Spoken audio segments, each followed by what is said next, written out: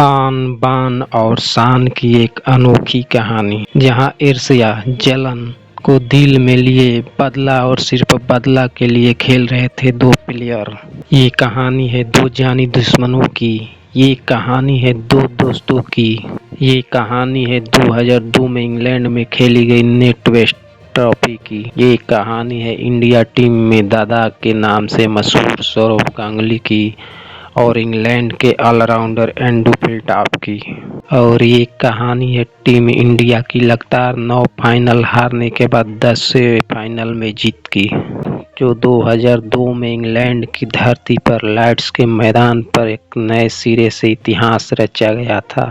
Bharat, England, Sri Lanka इन तीनों के बीच खेला गया ये टूर्नामेंट फाइनल दौर में था, जहां एक तरफ सौरव गांगुली थे जो अपने दिल में लगी आग को फाइनल जीत के साथ बुझाना चाहते थे, तो दूसरी तरफ नासिर हुसैन के खेमे में एंड्रू फिलटॉप थे जो खून के प्यासे थे।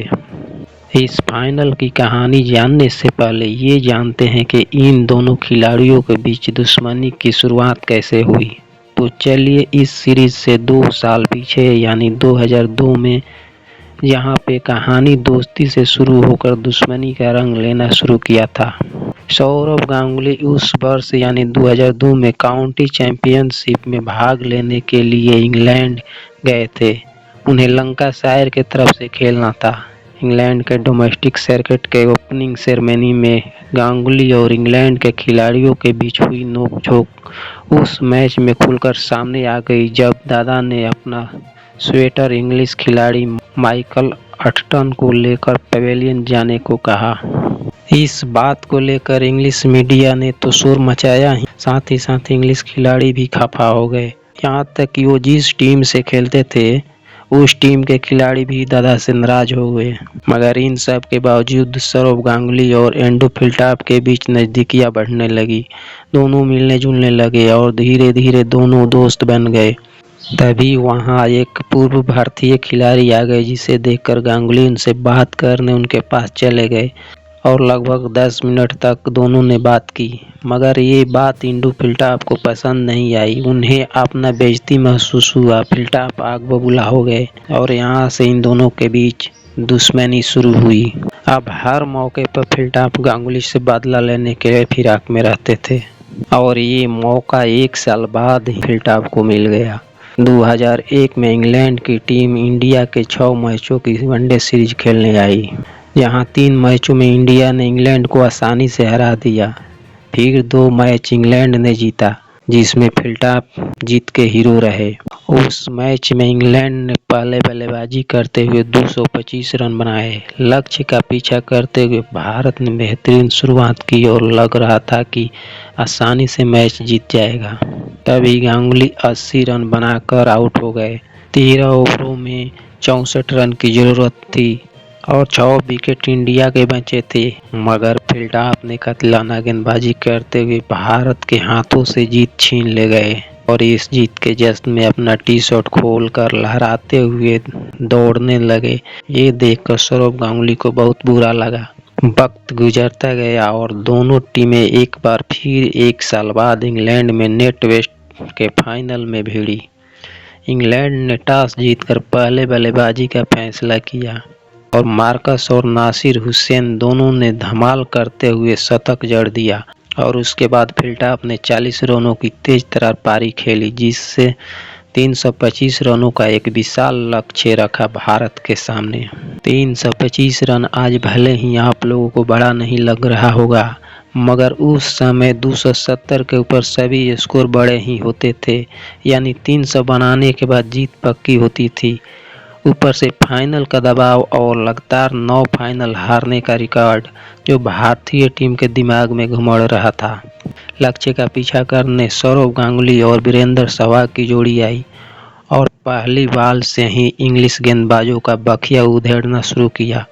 मानो गांगुली की दिल की आग बल्ले के माध्यम से चौके और छक्के के रूप में निकल रहे थे।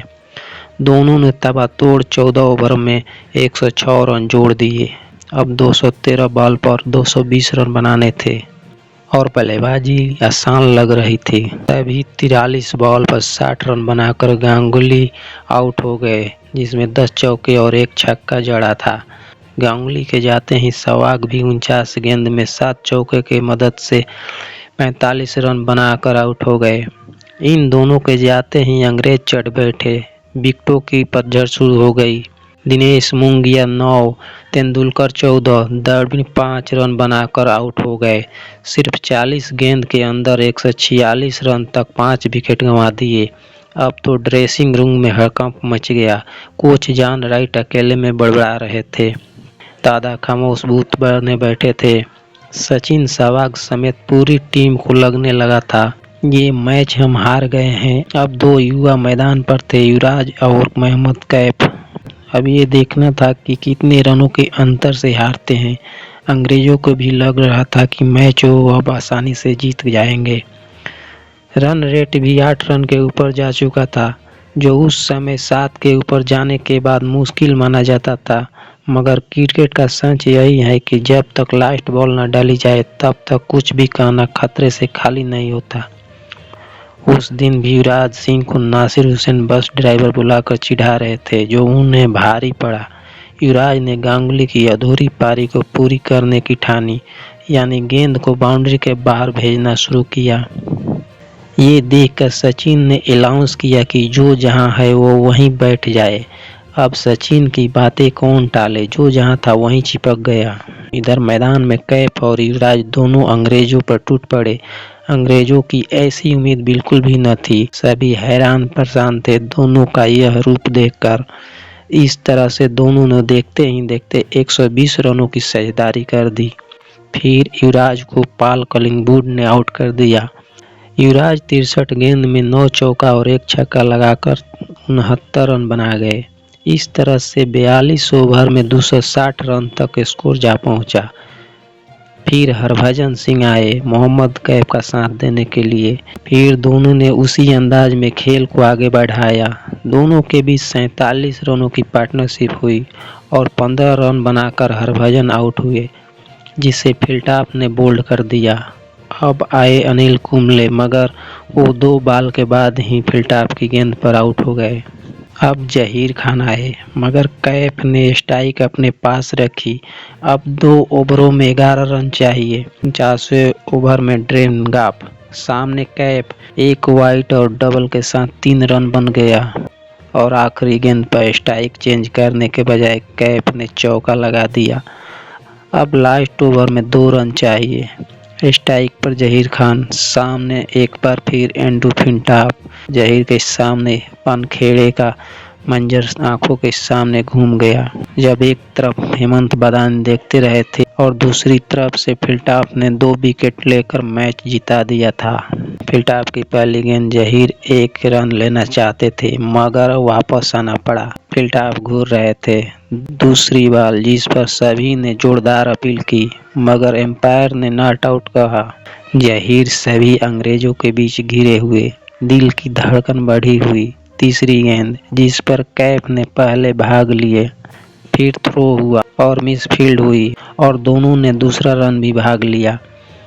और इसी के साथ भारत ने मैच जीत लिया और भारत ने इतिहास रच दिया। फिलटॉप सर झुकाकर बैठ गए, जबकि गांगुली ने अपना टी-शर्ट उतारकर बालकनी में लहराने लगे। वानखेड़े में फिलटॉप ने टी-शर्ट खोला और दादा ने यहाँ हिसाब बराबर की। आप सभी बताइएगा कि सौरव गांगुली को ऐसा करना चाहिए था कि नहीं।